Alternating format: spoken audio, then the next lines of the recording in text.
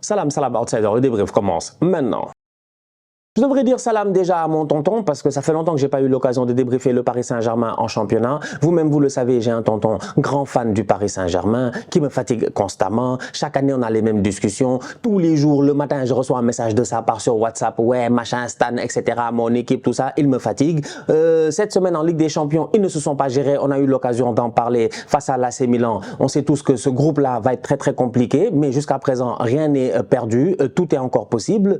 Aujourd'hui, le Paris Saint-Germain joue face à Reims et nous tous, on sait que Reims, c'est pas n'importe quelle adversité. Franchement, c'est-à-dire que moi, j'attendais que ce match-là. Moi, j'ai dit Reims, on m'a dit Will Steele, j'ai dit je suis là, j'ai dit je suis là, franchement. J'ai dit le gars, moi le gars, je sais que c'est un tacticologue. Je sais que lui, il aime ça. Je sais qu'il aime le football. Je sais qu'il est là, je dis bien, pour essayer de nous fatiguer, d'essayer de mettre des systèmes en place pour contrer Luis Enrique. Et aujourd'hui, franchement, les Reims-Rémois, je pense que c'est ce qu'on dit, les Rémois peuvent dire que c'est dommage. C'est dommage.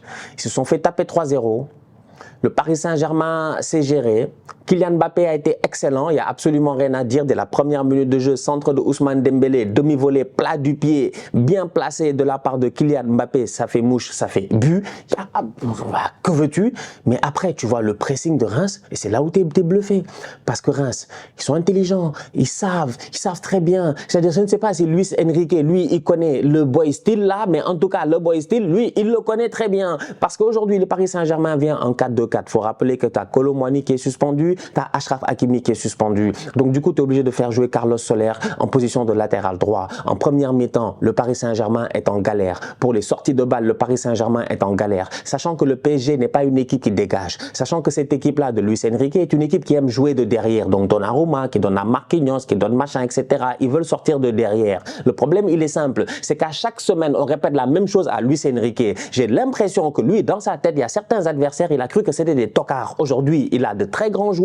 Il s'en sort 3-0, il n'y a rien à dire. Mais heureusement qu'en début de deuxième, il fait un changement, il fait sortir Gonzalo Ramos, il fait rentrer un milieu de terrain, ce qui lui permet de densifier et de libérer enfin un gars qui était en prison pendant toute la première mi-temps à souffrir, c'est Carlos Soler. C'est Carlos Soler.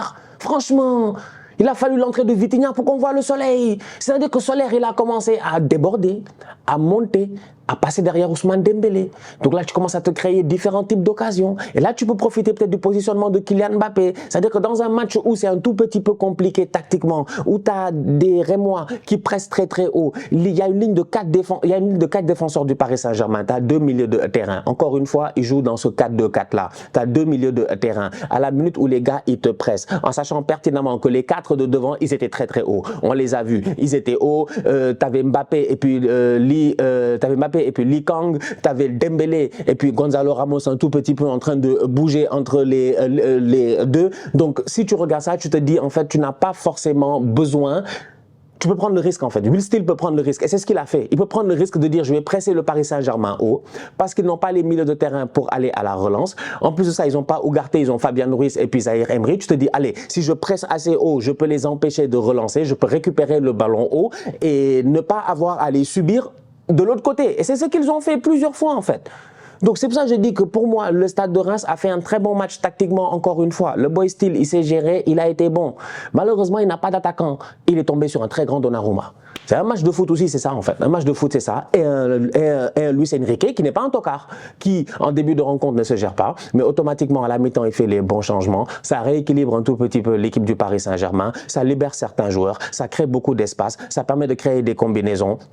L'entrée du jeune Dour aussi, elle est excellente et Kylian Mbappé en a profité. Il claque un triplé, il aurait pu claquer même un quadruplé, voire même un quintuplé en fait, vu le nombre d'occasions qu'ils ont réussi à se créer en deuxième mi-temps. Vu aussi le très bon match de Ousmane Dembélé qui, jusqu'à présent, ne marque pas de but, mais en termes de décisivité, quand même, franchement, aujourd'hui, il a été bon. Il donne des bons ballons, des bons petits ballons à gauche, à droite, tu vois. C'est un Dembélé qui est décisif, c'est un Dembélé qui donne des passes D, qui aurait pu donner pas mal de passes D dans ce match-là, tu vois, si le gardien de Reims n'avait pas été lui aussi bon. Donc, globalement parlant, pour moi, le Paris Saint-Germain a fait son match. Ils ont fait leur match. Le match était très tactique. Reims a joué, a essayé. Reims a tenté. Malheureusement, Reims, ça se voit que l'année passée, ils avaient peut-être Balogun qui claquait des buts, mais cette année, j'ai envie de dire que, en tout cas, de ce que moi j'ai vu dans ce match-là aujourd'hui, s'ils avaient un top attaquant, Ça finit 3-3. Elle est 3-2. Ça finit 3-3 ou 3-2. Et si Donnarumma n'est pas autant en forme, parce que Donnarumma a fait, je sais pas, 6, 7, 8 arrêts décisifs. Il a été exceptionnel aujourd'hui. Et des vrais arrêts. Et coup franc de Ito, frappe de Mounetsi. C'est-à-dire que des vrais arrêts. Les gars, ils bombardent le Donnarumma. Donnarumma, il est là, il est solide. Donc, tu as un PSG qui... faut mettre en perspective les choses en fait. Le Paris Saint-Germain est une équipe qui a l'ambition de gagner la Ligue des Champions, vraiment de dominer quoi, de faire des saisons à la Manchester City. Donc du coup, tu mets en perspective les choses et tu te dis ok, il y a encore énormément de lacunes. Ces lacunes-là en championnat, je pense que le championnat te permet de les voir et d'essayer de te réajuster, tu vois. Quand tu tombes face à une belle équipe de Reims qui joue bien, qui tactiquement sort bien, qui te fatigue, qui te presse bien et que tu te rends compte que ton milieu, il est un peu soft et que même quand tu fais rentrer un troisième milieu, tu réussis quand même à subir parce que ton équipe elle est un peu déséquilibrée, mais que quand tu réussis à sortir, parce que le problème de l'équipe de Luis Enrique, elle est là, dès qu'il sortent le ballon, tu es mort, parce que dès qu'ils sortent le ballon, tu es obligé de reculer, et dès que tu recules, il se pose, et quand il se pose, ça commence à faire circuler.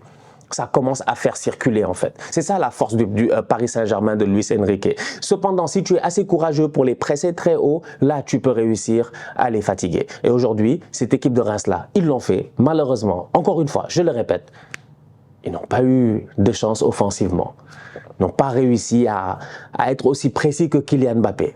Parce que Mbappé, il a été létal aujourd'hui. Il est venu, il est dangereux le Mbappé, franchement. Le PSG à l'extérieur, peut-être qu'en Ligue des Champions, c'est compliqué. Mais là, en championnat, ça a l'air de se gérer. Mbappé, c'est soit tu l'applaudis, il te fait le show, soit tu l'insultes et puis ces temps-ci, il te répond. Donc, c'est un bandit. Dernière chose, Gonzalo Ramos et Kolo Muani. Moi, j'ai des questions. Kolo Muani était suspendu. Gonzalo Ramos était sur le terrain aujourd'hui. En première mi-temps, c'était peut-être un des joueurs les plus inoffensifs, en fait. Tu ne le voyais pas.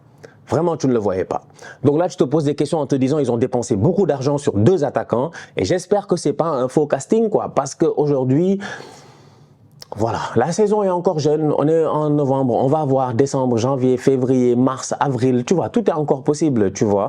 Donc on va voir comment les deux ils vont évoluer. Cependant, bon, Kolo Muani n'a pas forcément convaincu depuis son arrivée au Paris Saint-Germain, on s'attend à beaucoup mieux. Et Gonzalo Ramos aussi, on sait qu'il y a le talent, quoi, tu vois, on sait qu'il y a le talent, mais j'ai l'impression que lui aussi, je sais pas, j'ai l'impression qu'il n'est pas à l'aise ou qu'il... Pourtant, il y a des matchs où c'est intéressant. Il y a des matchs où on a vu quand même Gonzalo Ramos assez intéressant, faire des rentrées intéressantes, me mettre titulaire et puis être intéressant. Mais là, aujourd'hui, face à Reims, franchement, quand il sort à la mi-temps, moi je suis là, je dis, yeah, Luis Enrique, bravo, je suis d'accord. Il n'y a même pas de discussion. C'est-à-dire que là, je ne discute même pas avec Luis Enrique. Il n'y a pas de questions à lui poser après le match. Pas besoin de le fâcher. Franchement, je te dis, dès qu'il a sorti Gonzalo Ramos, j'ai dit, j'aurais fait la même chose. Il ne servait à rien en fait. Il ne servait absolument à rien. Ça servait à rien. En fait, l'activité de Mbappé seulement te suffisait. Donc je te dis, même si je joue à 10 contre 11, tu as l'impression que l'activité de Mbappé seulement te suffisait, tellement le Ramos n'a pas réussi à peser. Donc, tu as 2 top attaquants dans ce club-là, qu'à un moment donné, il va falloir qu'un d'entre eux se réveille et devienne un leader à côté de Kylian Mbappé. Parce que Ousmane Dembélé seulement, si vous attendez à ce que lui, il marque, vous fatiguez. Dembous, on se connaît, franchement, c'est notre cousin Ousmane. Ousmane, à skip 34 tirs cette saison, 0 but. Personne n'a plus de tirs que Dembélé, sans avoir marqué.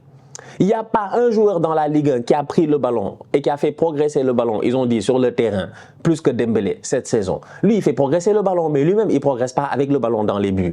En fait, c'est-à-dire que Ousmane, il va commencer à marquer quand? Mais, comme je dis, il est décisif en termes de passes décisives. Kylian Mbappé, c'est Kylian Mbappé. Là, on a besoin, je pense, au niveau du Paris Saint-Germain, en termes de logique quand même, après l'argent qui a été dépensé, après les investissements qui ont été faits, ben, je pense qu'ils ont besoin d'avoir un Gonzalo Ramos ou un Kolo Muani qui soit performant. Donc, gros point d'interrogation à suivre. On va voir au retour de la trêve internationale ce que ça va donner, comment les deux mêmes vont se gérer en équipe nationale, puisque les deux sont des internationaux. Et voilà, et bon match de la part de Carlos Soler. Il a été discipliné. La famille, on se capte très bientôt pour une nouvelle vidéo. D'ici là, on continue à liker, on continue à partager, on s'abonne. On est ensemble, on reste en santé. C'est le plus important. Tous outsiders.